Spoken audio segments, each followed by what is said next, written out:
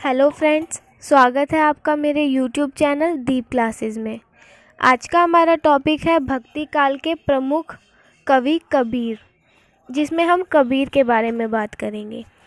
Video start करने से पहले अगर आपने मेरे चैनल को अभी तक सब्सक्राइब नहीं किया है तो हमारे चैनल को सब्सक्राइब कर लें, जिससे हमारे आने वाले वीडियो की नोटिफिकेशन आप तक पहुंच सके। चलिए हम अपना टॉपिक स्टार्ट करते हैं। हिंदी साहित्य की भक्तिकालीन काव्य धारा के निर्गुण पंथी कवियों ने कबीर का स्थान सर्वोच्च है। वह एक महान विचारक और प्रतिभा संपन्न कवि थे। उन्होंने सैकड़ों वर्षों से चली आ रही जर्जर रूढ़ियों और आडंबरयुक्त जीवन शैली का विरोध कर जनता का मार्ग प्रशस्त किया और जनजीवन को नेतृत्व प्रदान किया। वह एक सच्चे संत, कवि और समाज सुधारक थे। वह अपनी निर्भीकता, सत्यवादिता, स्पष्टवादिता एवं विनम्रता के लिए प्रसिद्ध थे।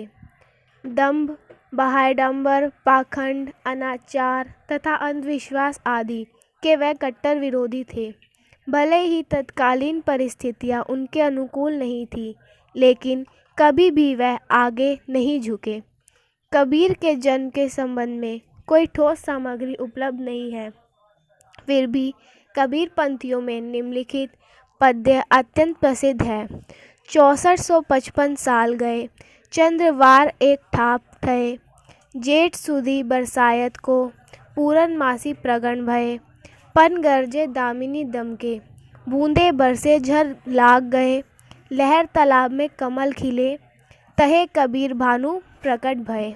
इस पद्य के अनुसार कबीर का जन्म संवत 1455 ज्येष्ठ मास के शुक्ल पक्ष की पूर्णिमा को सोमवार आचार्य डॉक्टर राम द्विवेदी आदि विद्वान संमत 1456 को कबीर का जन्म वर्ष मानते हैं, लेकिन इंडियन कॉर्नेलॉजी के आधार पर उनका जन्म संवत 1455 स्वीकार किया गया। यहाँ पर आधुनिक विद्वानों के अभिमतों का भी उल्लेख करना उचित होगा। विहील के अनुसार कबीर का जन्म समय 1419 ईस्वी है। फुरकुहर ने कबीर का जन्म काल 1400 ईस्वी, हट्टर ने 1300 ईस्वी, मैकालिक ने 1398 ईस्वी तथा स्मिन और भंडारकर ने 1440 ईस्वी माना है। जन्म काल के समान ही कबीर का अवसान काल भी अनिश्चित है। भक्तमाल के टीकाकार प्रियदास के अनुसार उनका देहांत मगहर में संवत 1575 में हुआ। इस संबंध में जनश्रुति भी है। संवत 1555 कियो मगहर गोन, माघ सुदी एकादशी, रतो पौन में पौन। तात्पर्य यह है कि कबीर का निधन 120 वर्ष की आयु में 1518 ईस्वी में हुआ। एक जनश्रुति के आधार पर वह काशी की एक विधवा ब्राह्मणी से उत्पन्न हुए थे।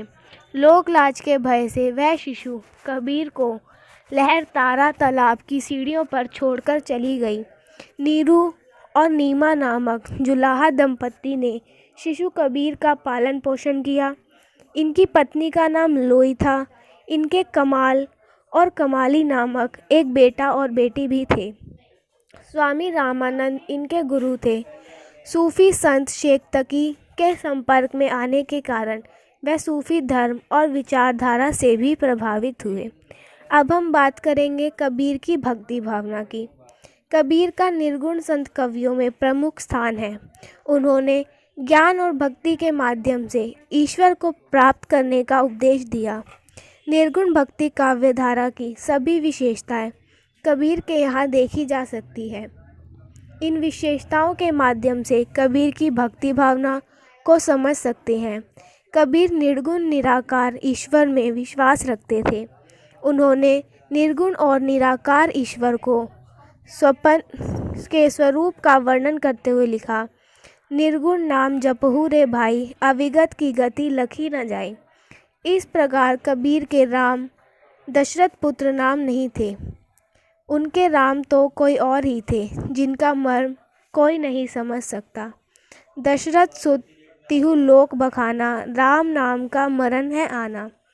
कबीर ने अवतारवाद में विश्वास व्यक्त नहीं किया। कबीर की भक्ति भावना में गुरु का महत्वपूर्ण स्थान है। उनकी मान्यता है कि गुरु ही ईश्वर से मिल सकता है, इसलिए कबीर ने अपने गुरु को ईश्वर से बढ़कर माना। कबीर का मानना था कि गुरु साधारण व्यक्ति को भी देवता समान बना देता है। जिनी मानस ते देवता, करत न लागी बार। कबीर ने ईश्वर के नाम स्मरण पर बल दिया है। उन्होंने स्पष्ट कहा है कि ईश्वर का नाम स्मरण करने पर ही मोक्ष की प्राप्ति हो सकती है। पोथी पटी पठी जग मुआ, पंडित भया न कोई। ढाई अखर प्रेम का, पढ़े तो पंडित होई। कबीर अपनी भक्ति भावना में बार बार ईश्वर के प्रति आत्मनिवेदन करते हैं। हरि जननी में बालक तोरा, काहे ओगुण बक्सहु मोरा। कबीर ने अपनी भक्ति भावना के अंतर्गत नैतिकता एवं सदाचार पर अत्यधिक बल दिया। सदाचार के बिना कोई भक्त व्यक्ति ईश्वर को प्राप्त नहीं कर सकता।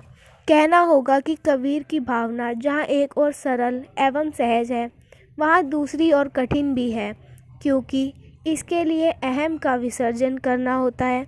कबीर ने अपनी भक्ति भावना में निर्गुण ईश्वर के स्मरण, सदाचार, गुरु की महिमा, सहजोपासन आदि पर बल दिया। फ्रेंड्स, हमारा आज का टॉपिक यहीं ख़त्म होता है। अगर वीडियो पसंद आया हो तो वीडियो को लाइक एंड शेयर ज़रूर करें और हमारे चैनल को सब्सक्राइब करें। Thank you for watching.